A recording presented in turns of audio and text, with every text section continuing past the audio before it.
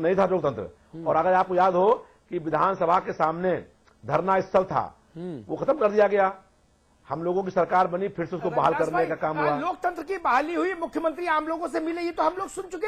एक बार राजेंद्र चौधरी ने रिलीज भी जारी की थी, वो भी हमने चलाई थी। प्रदीप माथुर जी हमारे साथ हैं। एक मिनट, अतुल ने जो बात कही उस बात को सही परिप्रेक्ष्य में लेना चाहिए। ये मूल सवाल ये नहीं था जो आप बता रहे। मूल सवाल सर क्या था कि एक व्यक्ति को पार्टी विरोधी अनुशासनहीनता की कार्रवाई के चलते निकाला राष्ट्रीय महासचिव ने, जो अनुशासन का काम देखते हैं आपकी पार्टी में। 48 घंटे में वो व्यक्ति अनुशासन का सबसे बड़ा उदाहरण हो गया, वापसी हो गई। और जिस वक्त वो पार्टी से बाहर किया गया था, उस वक्त वो मुख्यमंत्री के साथ सहयात्रा कर रहा था वायुमार्ग से।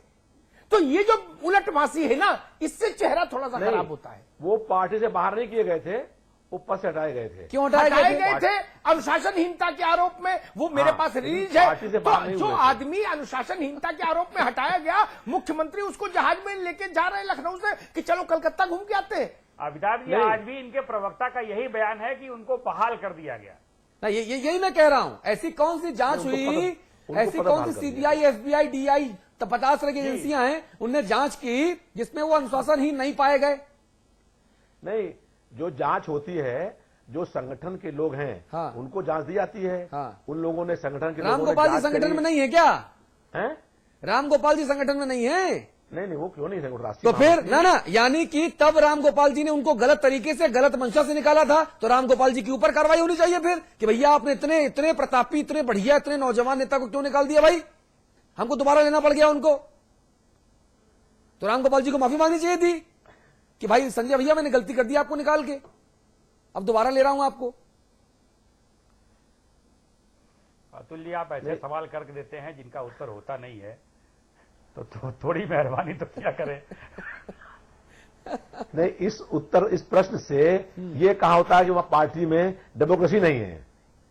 भाई, अगर किसी आदमी के ऊपर कोई आरोप लगा, उसकी जांच हुई, जांच में पाया गया कि उस पर लगाया गया आरोप सही नहीं है, डेमोक्रेसी तो इतनी है, फिर से बहाल कर दिया गया। डेमोक्रेसी सुनिए, डेमोक्रेसी तो इतनी है कि इटावा, मैनपुरी, सैफई के आसपास, कन्नौज के आसपास जो लाल बत्तियां गनगनाती है ना, वो डेमोक्रेसी का ही परिचायक हैं जी। इटावा, सैफई, मैनपुरी के आसपास, जो कन्नौज के आसपास जो लाल बत्तियां गनगनाती है ना, एक गया, दूसरा आया, दूसरा बेटा गया, तीसरा आया, चौथा गया, वो डेमोक्रेसी का ही परिचायक है, लाल बत्तियों की डेमोक्रेसी का परिचायक है वो। आप बुंदेलखंड से आते हैं, मैं केवल कल की एक घटना आपको याद दिला दूं। कल झांसी में जो घटना हुई, और जिस तरह से डेमोक्रेसी का प्रदर्शन हुआ, यशो ट्रैक्टर पकड़ता है अवैध खनन के मामले में, वो थाने ले जाता है, बंद करता है, उसके बाद सत्ता का जो नशा है उसकी वहां पिटाई होती है, पुलिसकर्मी मूक दर्शक खड़े रहते हैं, दोनों ट्रैक्टर थाने के बाहर आ जाते हैं, अखबारों में पहले पन्ने पर खबर छपती है। यह है डेमोक्रेसी उत्तर प्रदेश में। और अगर इसी को इनके एक मंत्री यूपी की 45% जनता को मूर्ख बताते हैं, नहीं, और खुद को उल्लू का पट्टा। दोनों बातें एक साथ कह रहे हैं। वो कह रहे हैं मैं उल्लू का पट्टा हूं और 45% जनता मूर्ख है। जिस तरह से खनन माफिया बुंदेलखंड में सक्रिय हैं, और जो परिस्थितियां उत्पन्न हो रही हैं, इसके पहले मऊ रानीपुर में एक सीओ के साथ अभद्रता हुई। अगर सरकार कहीं कार्रवाई करती, सरकार एग्जिस्ट में होती, इसीलिए जंगल राज की बात हो रही है कि अगर सरकार अपना वजूद तो कायम करेगी। अरे भाई, अलग अलग प्रजाति के जंतु जब मंत्री बने हैं और वो कह रहे हैं कि मैं हूं इस प्रजाति का, जब वो कह रहे हैं कि मैं इस प्रजाति का हूं, मैं उल्लू का पट्टा हूं, मैं इस विशेष प्रजाति को रिप्रेजेंट कर रहा हूं। रविदास जी, जंगल राज तो आई। रविदास जी, ये जंगल राज का सवाल ऐसा है, ये ऐसा शब्द है जैसे हिंदुस्तान में सेकुलरिज्म की व्याख्या करने से सुप्रीम कोर्ट ने भी अपने हाथ खींच लिए, बोला नहीं जी हम व्याख्या नहीं करेंगे। मैं उसका कोर्ट बता दूंगा कि जस्टिस ने कहा था कि ये अपरिभाषित ही रहे तो ठीक है। हालांकि मैं उससे सहमत नहीं, परिभाषित होना चाहिए था। एनीवे, वैसे जंगल राज फ्रेज भी मैं छोड़ दूं जो विजय बहादुर पाठक ने कहा। मैं एक बहुत ईमानदारी से मासूम सा सवाल पूछना चाहता हूं। उत्तर प्रदेश में जितने महत्वपूर्ण सरकारी पद हैं उत्तर प्रदेश में, जिनके कोई हक हकूक इकबाल है, जिनका जलवा जलाल है, शुद्ध यूपी की भाषा में कहूं, जिन पदों की हनक है, कॉस्मेटिक पद नहीं कि जिसमें एक अर्दली मिला, एक सुराही और एक गिलास और एक कोने में बैठा दिया अधिकारी, भोकाल मेंटेन हो जाए, जलवे वाले पद हैं जितने, कभी उनकी लिस्ट निकाल कर एक बार नजर मार लीजिए। उन पर जो जितने लोग तैनात हैं क्या वो एक ही वर्ग के हैं 80%? अगर वो 80% एक ही उसके हैं कुल और गोत्र के, तो फिर सवाल उठता है ना कि शेष जो जनता है उसके नौजवान, उसके होनहार अधिकारी क्या दूसरे देश से आए हैं? वो इस भारत के बेटे नहीं, वो इस उत्तर प्रदेश के अधिकारी नहीं।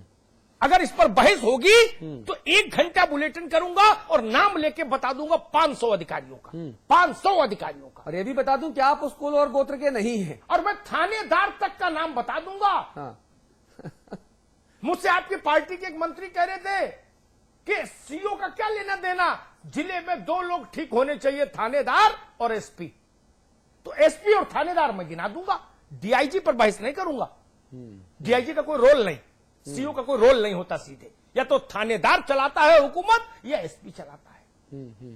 प्राधिकरणों में कौन अध्यक्ष है बहस में नहीं जाऊंगा, सचिव कौन है, उपाध्यक्ष कौन है, मतलब जो एग्जीक्यूटिव हेड है जिस विभाग का वो कौन है, लिस्ट निकाल कर देख लीजिए। मेरी बात असत्य हो तो मैं क्षमा मांगूंगा सार्वजनिक तौर पर। नहीं, 100% सही है। और क्या ये न्याय है? क्या ये आप 1 न्याय घंटे है? नहीं 1.5 घंटे का बुलेटिन कर सकते हैं। क्या ये सामाजिक न्याय है? मुझे कोई बता दे, ये जयप्रकाश का सामाजिक न्याय है? लोहिया की कसौटी पर उतरता है क्या करा? लोहिया ने क्या कहा था? पिछड़े पामे 100 में 60 संसो पाने बांधी गांठ। ये सब पिछड़े आ गए क्या उसमें? मुझे कोई समझाए, ये नरेंद्र देव का समाजवाद है?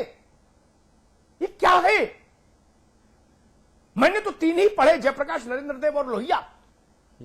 बाकी लोगों ने आपको वोट नहीं दिया क्या? दिया, तब क्यों ऐसा क्यों? ये सवाल उठ रहा है उत्तर प्रदेश की ब्यूरोक्रेसी में। मैं बता रहा हूं आपको, ये सवाल उठ रहा है और पीड़ा के साथ उठ रहा है। जी रविदास जी, संक्षेप में टिप्पणी।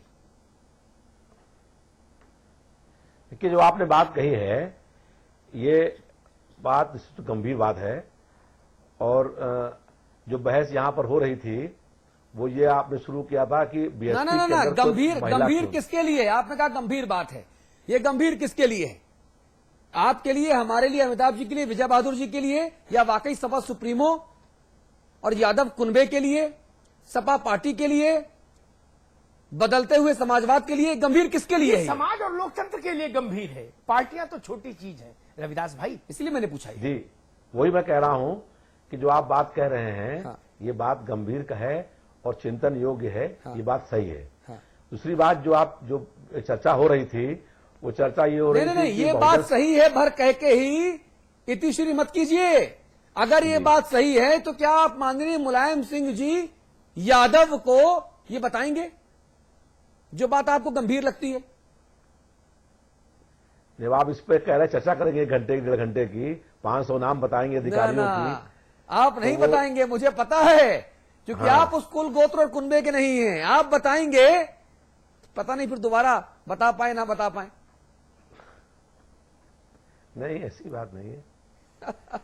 चलिए, मैं आपको असहज नहीं करूंगा, ज्यादा असहज नहीं करूंगा। आप हमारे सम्मानित हैं, बड़े ईमानदार हैं, कर्तव्यनिष्ठ हैं। मैं कदर करता हूं, आपकी सौजन्यता की कदर करता और हूं, व्यक्तिगत तौर पर मैं आपका आदर करता हूं। जी विजय बहादुर पाठक जी, फाइनल कमेंट। जी, देखिए, जो परिस्थितियां हैं, किस पर फाइनल कमेंट सर? पूरी चर्चा पर कि?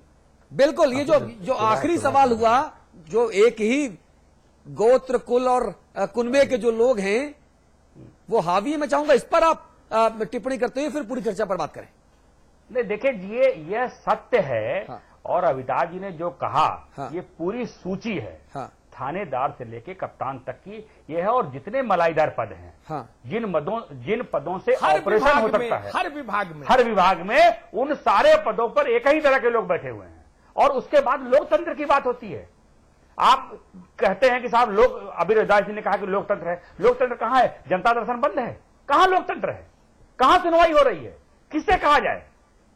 हमने अभी जो झांसी का जो प्रकरण उठाया, ठीक है, वो विषय आगे पीछे की बात हो गई, लेकिन ये घटनाएं लगातार हो रही हैं।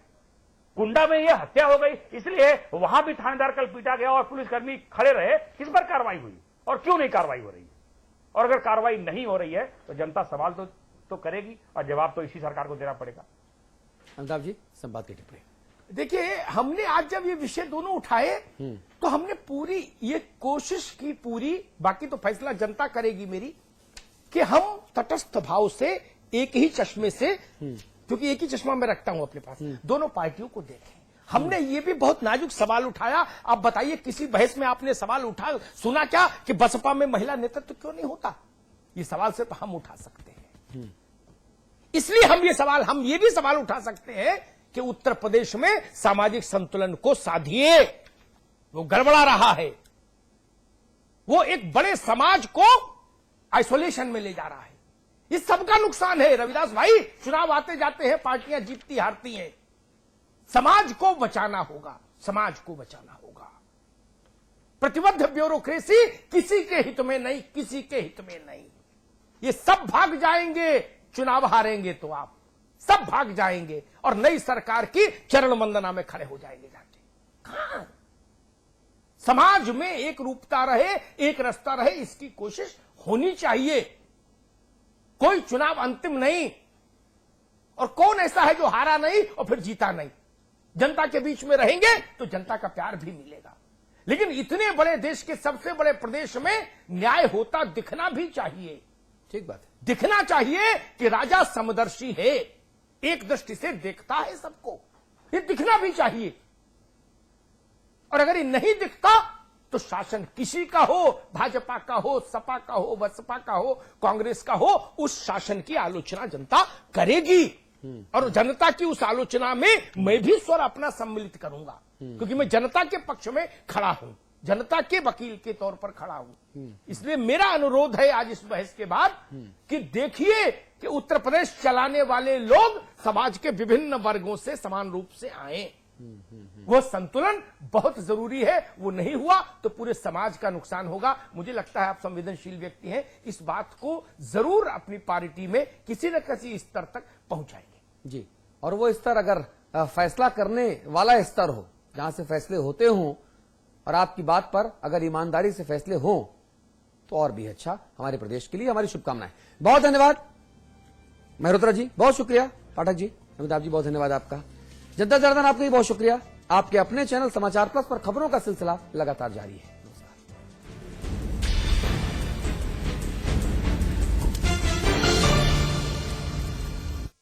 भूमि ग्रुप पेश करते हैं वृंदा एलिगेंस।